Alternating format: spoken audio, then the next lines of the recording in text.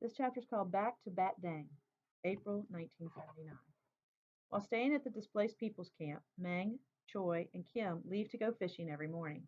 My job is to search for wild vegetables and mushrooms in nearby woods while Chow guards our tents. Usually we eat half of what the boys bring back each day. The rest we salt, grill, or dry to save. These days we go to bed on a full stomach every night. We have fish, wild vegetables, and the rice. Meng and Choi stole the rice that Meng and Choi stole from the Khmer Rouge. We are the lucky ones. Most of the old and very young lie sick on the outskirts of the sites where the displaced people gather or die in the camp from disease and hunger. At the end of April, Choi and Meng decide we are ready to leave Perset City. They believe we have gathered enough supplies to last the long trip to Bat Dang. Abandoning our tents, we pack our few pots, pans, clothes, and all our food. We leave with two of Choi and Meng's women friends, but the third stays behind to search for any surviving family members. Choi and Meng each carry a 15-pound bag of rice on their shoulders, and the rest of us help with bundles of clothes, blankets, and other food. Balancing the rice pot on my head, I turn around and look one last time at Perset City. My eyes linger on the mountains, thinking of Paul, Ma, Kiev, and Geek. The mountain peaks majestically jut into the sky as large clouds cast dark shadows on them. It all looks so calm and normal, as if the hell we have lived through for the past 4 years has never happened. 4 years ago, on April 17th, 1975, the Khmer Rouge took over Phnom Penh, a course that eventually brought us here to Persat. Up there, somewhere in the mountains, Pa, Ma, Kiev, and Geek are still trapped and unable to go home with us. Pa, Ma, Kiev, Geek, I call out to them, I am taking you all home now. I will not say goodbye. I will never say goodbye. Day after day we walk onward, stopping only to rest at night. In the dry April sun, our black clothes absorb the rays of the heat, which weighs heavy on our skin. Our bones grow tired, our backs ache, our feet blister, yet still we march. Almost exactly 4 years ago, we evacuated Phnom Penh. I remember how I cried and whined about the hot sun and how the touch of Pa's hand on my head soothed me. I was not used to the heat, the sun, and the hard ground then because Pa provided us with a sheltered middle class life. Now my body is accustomed to the extreme environment and weather, but my heart has never come to terms with the absence of those we have lost. Now we are leaving them behind. I hope wherever they are, their spirit will follow us back to Batdang. One night we find shelter in an abandoned hut. We are in the middle of nowhere and are highly vulnerable to a Khmer Rouge attack. The makeshift refuge must house the seven of us and one other family who arrived there before us. The other family consists of a mother, father, and baby. He is sick. His face and feet are swollen, as are hers and their babies. When I see the mother of the other family, I think she is Ma. The woman could be a double for Ma. I want to run to her, talk to her, and hold her, but then I see her husband lying next to her. He is about Pa's age, but the resemblance ends there. I know then she isn't Ma because she would never be with anyone else other than Pa. I don't dare ask my siblings whether they see the resemblance too. Watching their eyes, I notice they do not linger on the sight of the mother the way I do. Do my brothers and Chow see the resemblance too? While the family stays on the ground level of the hut, our group moves to the top floor. Before they fall asleep that night, my brothers practice jumping out of the second floor to plan their escape route in case of a Khmer Rouge attack. They leap off in different ways and clear the area of anything that might hurt us when we land. Next, they test the stability of the stairs under pressure and rehearse running up and down them. Chow and I sit and worry about what will happen to us because we don't think we can jump without breaking our legs. Now that we are together again, I fear something will happen to break us up again. I'm afraid that if there is an attack, I will be left behind. If all of us cannot live, then at least hopefully some will. I know Pa would have wanted it that way. Still, the thought fills me with anxiety. After I am sure my brothers are asleep, I take off my scarf and go to sleep on the ground at the bottom of the stairs. Before we leave the next morning, and when my brothers and sisters aren't looking, I grab some of our cooked rice and wrap it up in banana leaves. Downstairs, the woman is awake and breastfeeding her baby. I do not have the courage to talk to her or look at her. Instead, I place the rice near her and leave before she can say anything. Looking back longingly at the hut, I wonder what will happen to them. It does not look like they will be able to leave today with a sick husband and baby. They will probably spend another night alone. Day after day we push on until I lose count of how many days we have traveled. Every day we walk, only stopping at night to rest. All along the way I travel with Pa, Ma, Kiev, and Geek in my thoughts. In my mind I talk to them. I complain to Pa about my blistering feet and aching joints. I describe to Ma all the pretty flowers I see on the roadside. I report to Kiev the flirting that goes on between Choi, Meng, and their women friends. And geek, I have the hardest time finding words to say to her. To geek, I keep silent. We're very close to Bat Dang, Meng says, breaking into my thoughts. If our aunts and uncles are alive, we will be with them soon. We have been on the road for 18 days now, and our food ration is getting smaller with each passing day. As we walk the last few hours back to Bat Dang, Mang and Choi ask many people on bicycles or wagons if they share our destination. When they say yes, my brothers plead with them to bring word to our uncles that we have arrived. Within an hour, we see a familiar figure on a bicycle riding toward us. It is Uncle Liang. Uncle Liang still resembles the stick figure I drew in Phnom Penh, only his back curves more now. My brothers rush up to him, and soon they are hugging each other and crying. Uncle Liang reaches into his bag and pulls out some sweet rice cakes. My eyes widen and my mouth waters at the sight of the roasted sesame seeds sprinkled over sweet rice. Here's one for you, Choi, and one for Kim. Shyly, I step toward him and extend one arm. Sorry, little girl, I have only enough for my family. I have none extra for you. My face burns with shame and embarrassment. My own uncle does not recognize me. He thinks I'm a street girl begging for food. Uncle, Meng says laughingly, it's Loung. Oh, here's one for you then. Surprised, Uncle Liang smiles. Chow Kim and I sit pressed against one another on the back of the bike, holding onto Uncle Liang. We are returning to Ma's childhood home without her. At Bat Dang, everyone is happy to see us. Uncle Liang and his family still live in the same hut they did when we stayed with them.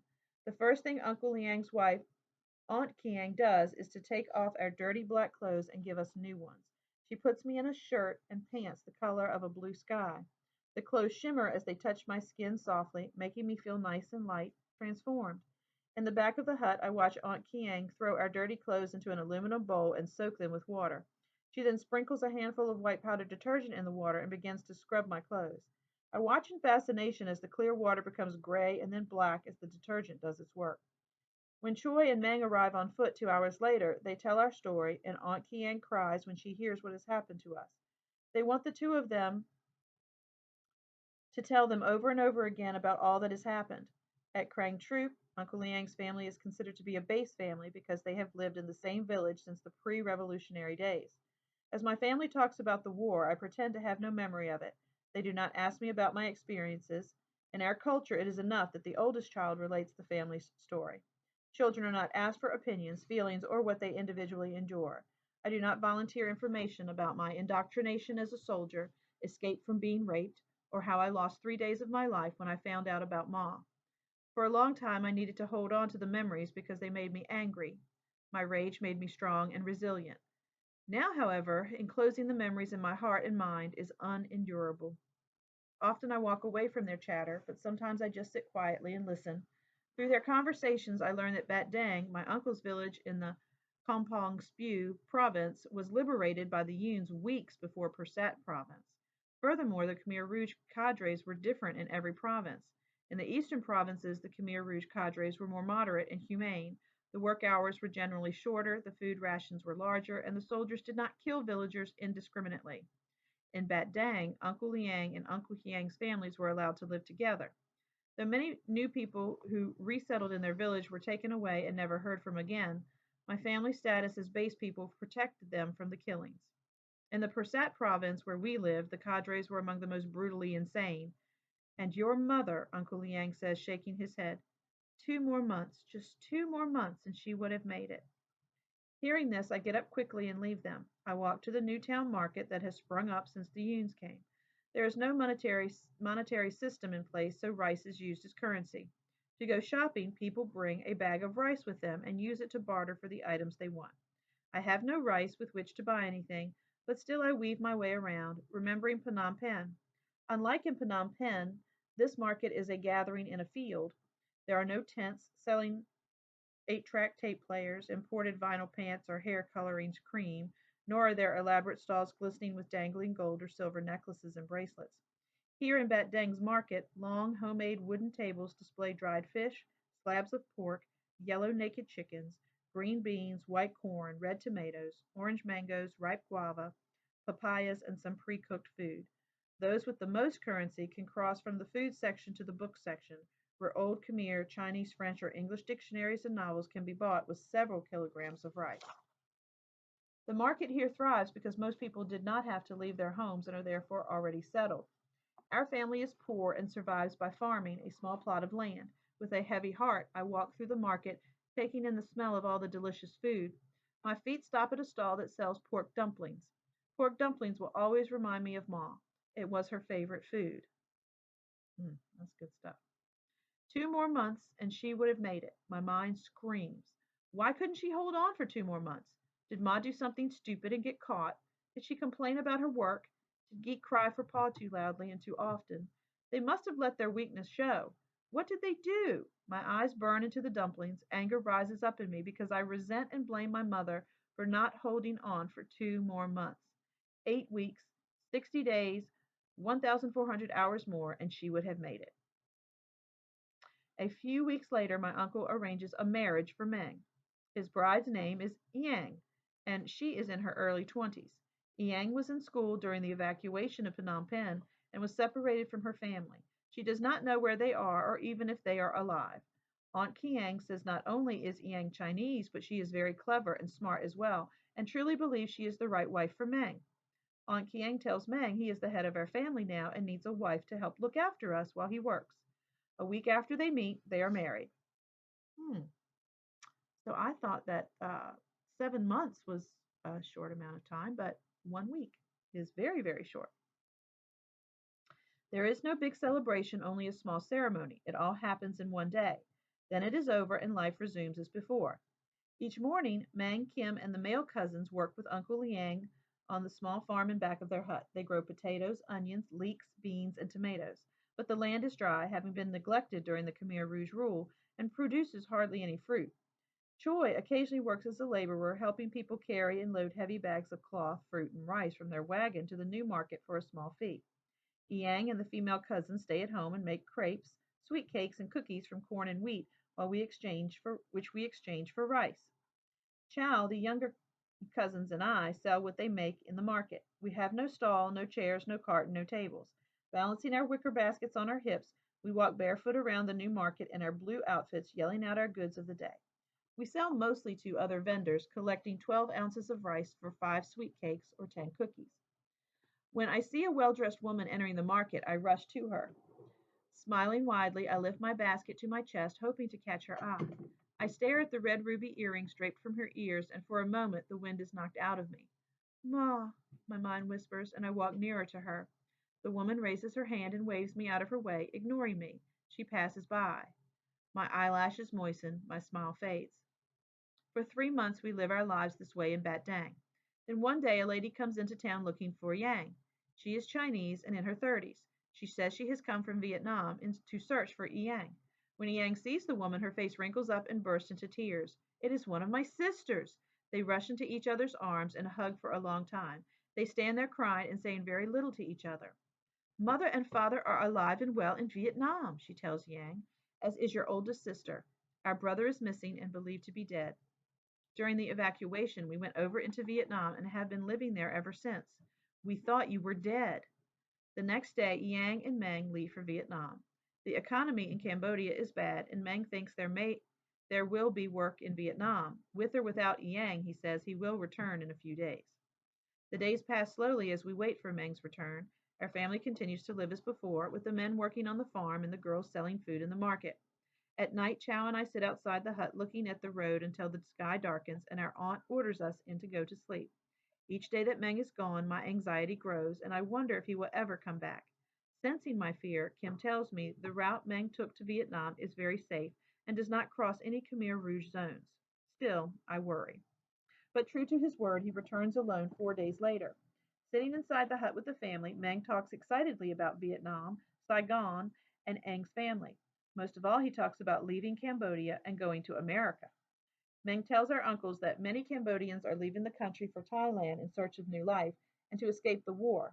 Furthermore, they fear the Khmer Rouge might come to power again and kill more people until no one is left.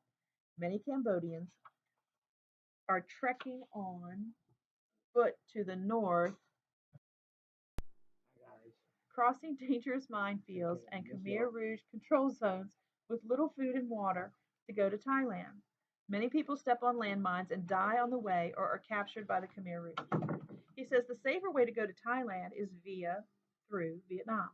In Vietnam, Meng explains the human smuggling operation or leaving the country without papers is illegal.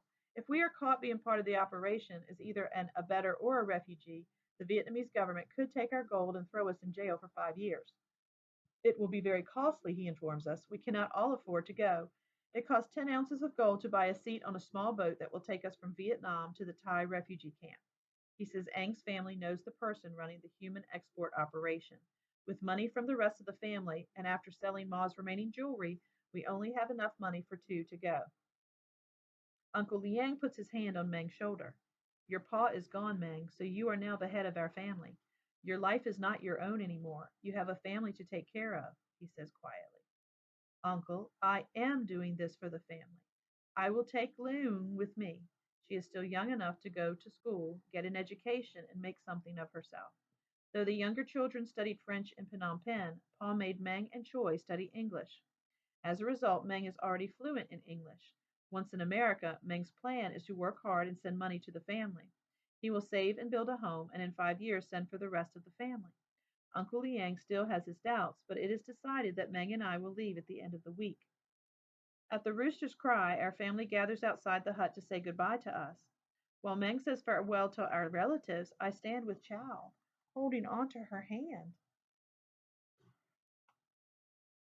One by one, our aunts and cousins come up to me and touch my hair, my arms, and my back. Meng ties our bags onto the back seat of his bicycle and lifts me up onto it. I straddle our bags, finally as tall as the adults, and look down at Chow. She stares up at me and cries, her lips quivering and her face crumpled. Our hands reach for one another, and we hold on a few seconds more. I do not know how to say goodbye, so I say nothing. No matter what, I am determined not to cry. Chow has this luxury. Everyone expects her to. I am strong, so I cannot cry. I will never understand how Chow ever survived the war. Meng gets on his bike and slowly begins to pedal, breaking Chow's hold on my hand. They are all in tears now as they wave goodbye to us. I do not turn around. I know they will not leave until we are out of their sight. I grit my teeth and fight back the tears. 5 years, I think, as we ride away. In 5 years, I will see them again. And this is called From Cambodia to Vietnam.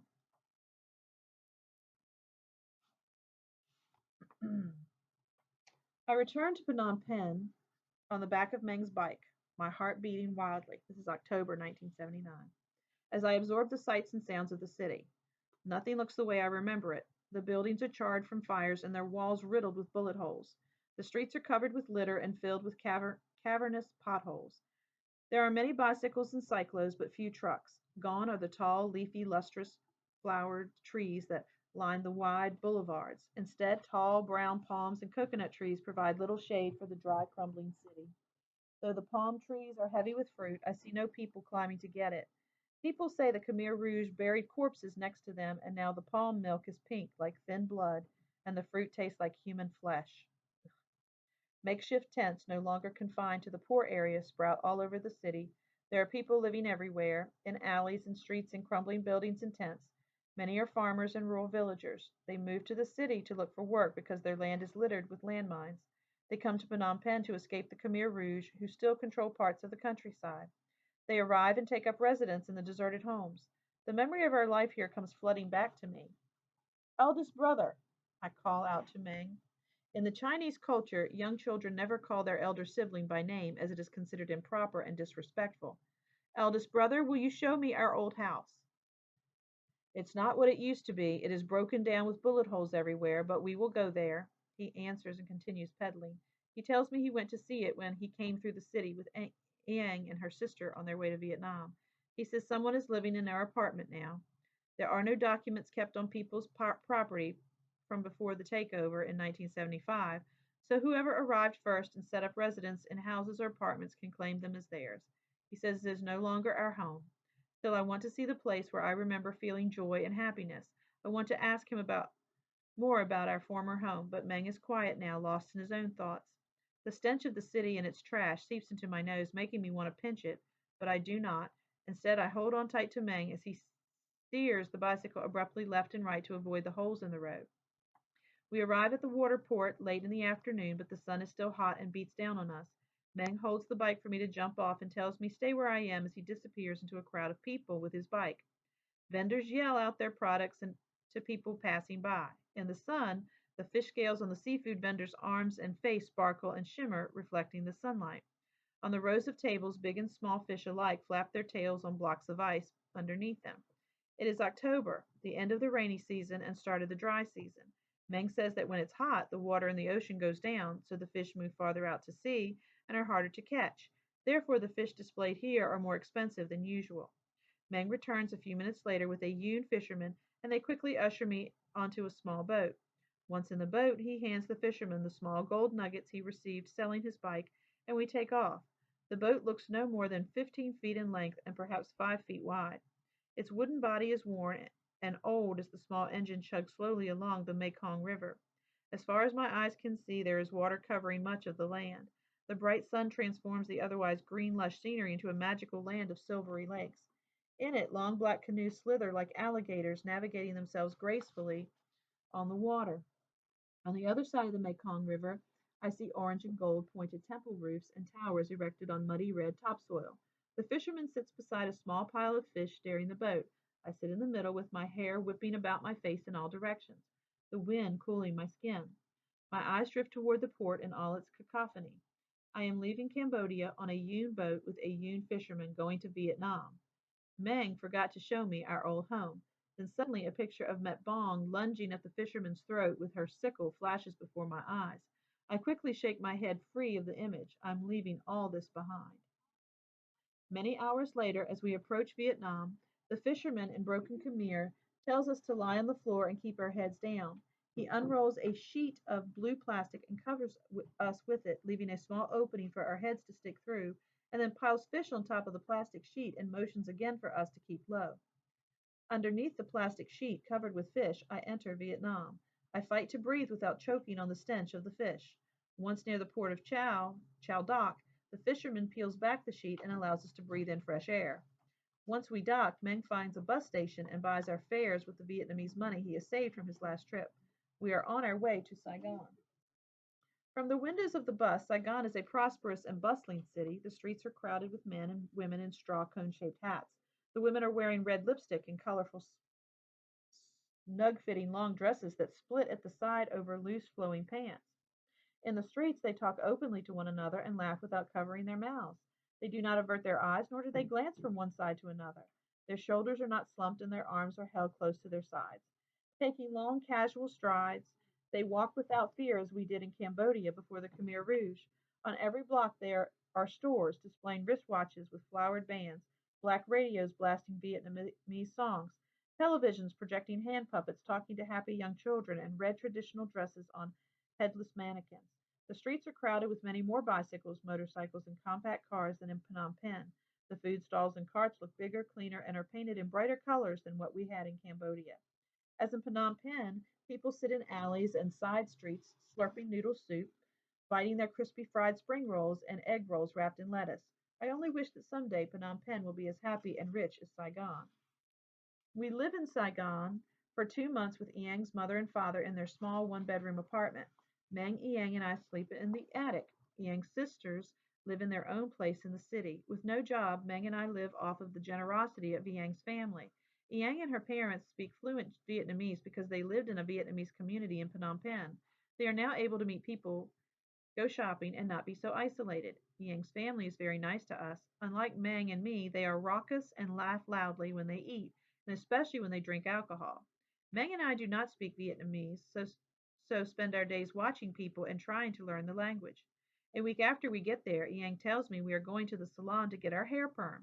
It has been many months since Aunt Kiang and Krang Troop cut my hair. Sharing a cyclo with her, we weave around the city as the driver maneuvers us through the traffic. I laugh and point out to Yang the neon signs and billboards of movies and giggle in anticipation of having my first professional haircut in many years. Finally, the cyclo stops in front of a salon. While Yang pays the driver, I stare at the poster-sized pictures of beautiful women and men with curly brown hair, straight jet black hair, short wavy hair, and hair piled high in a braided bun on top of their heads. Inside, the walls are covered with mirrors and more pictures of beautiful people. Vietnamese music plays continuously on the radio as women snip and clip at their customers' hair. One woman seats me in a chair and proceeds to put my hair in small rollers. Then she pours acidic smelling lotion onto my hair. After 20 minutes, she removes the rollers and leaves me with a head full of small ringlets instead of old straight hair. Staring at myself in the mirror, I laugh and pull at the curls, thinking they are beautiful. That night, I sleep on my stomach, afraid to crush the curls, and I dream about Kiev. In the evening, I sit on Meng's lap as he reads and translates to me stories about America from an English book he bought in a nearby store. He describes how snow falls in flakes covering the land in a white, soft blanket. I cannot envision snow because the only two kinds of ice I have ever seen are either the blocks we use to cool our meat or the crushed ice we use for snow cones. He says it is more like the ice for snow cones, but softer. I see myself making snow cones and getting rich selling them to American children. Then I can help send money home too. Meng tells me I should call the Yuns by their proper name, Vietnamese. He says Yun is a derogatory name, and since we are living in Vietnam, we should not use it. In Saigon, Meng's face grows fuller each day from the spring rolls and soups that Yang makes. My body is also filling out my clothes everywhere, though my stomach is still bigger than my hips. In December, Ming tells me we will relocate to Long Diang to live on a houseboat with one of Yang's sisters and her family in the lower end of the Mekong Delta. When we arrive at the port, Yang's sister picks us up in a small boat to take us to our new home. On the water, there appears to be a city of houseboats with many hundreds of them docked closely together. Some are 40 feet long with two levels, sturdy wooden walls, brightly painted roofs, and strands of colorful beads hanging over the doors. Others look like makeshift cloth tents or small thatched roof huts floating on the water. Out on the decks, women cook food in clay ovens and converse loudly with their neighbors. Little children sit on the decks with their feet dangling in the water as the boats rock gently back and forth. Laughing, one little girl splashes water into the faces of her siblings, who bob up and down in the water beside their boat. I stare at the girls with envy and think about waiting another 5 years until I can see Chow again. The small boat slows as we approach our destination. Our two houseboats are 20 feet long and 10 feet wide and are docked side by side. The wooden walls and roofs are aged and gray from the rain and sun, but otherwise sound. Yang's sister and her 5 boys live in one boat. Meng Yang and I live in another with a Vietnamese man who is part of the operation. His job is to watch us and keep us safe. As our front man, he speaks for us whenever our neighbors ask about our background, why we are there, or what other part of the river have we lived. He is in his early 20s and seems nice enough, but still I don't quite trust him. Living on these boats allows us to blend in with other people since it is not unusual for the houseboats to change locations often. It will not arouse suspicion if we disappear one night and head for Thailand. While sitting outside on the deck, we are not to speak Khmer or Chinese, only Vietnamese, and we cannot make friends or form bonds with anyone outside the family. Day after day, with nothing to do, I learn to fold origami and to speak Vietnamese. On the small deck, the boys and I make paper kites and fly them in the wind. When it gets hot, I dive off the houseboat into the murky water, taking care not to drink it. The water looks yellowish, and I swim away from the dead animals, garbage, and feces that float by. We'll stop there.